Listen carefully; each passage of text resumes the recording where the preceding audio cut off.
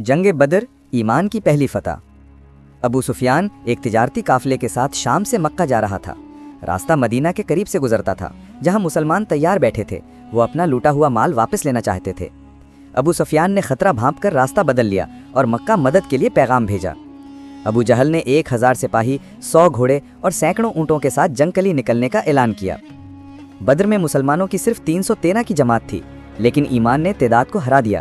حضرت حمزہ، حضرت علی رضی اللہ تعالیٰ عنہ اور حضرت عبیدہ رضی اللہ تعالیٰ عنہ نے دشمنوں کے چیلنج کو قبول کیا اور حق غالب آ گیا۔ جب جنگ شروع ہوئی، ہر مسلمان کے مقابلے میں 5 کافر مارے گئے۔ ابو جہل مارا گیا اور کفار شکست کھا گئے۔ یہ اسلام کی پہلی عظیم فتح تھی اور دنیا نے دیکھ لیا کہ ایمان کبھی نہیں ہارتا۔ مگر مدینہ واپس پہنچنے پر رسول اکرم صلی اللہ علیہ وسلم کو پتہ چلا کہ ان کی پیاری بیٹی رقیہ رضی اللہ تعالیٰ عنہ وفات پا چکی ہیں۔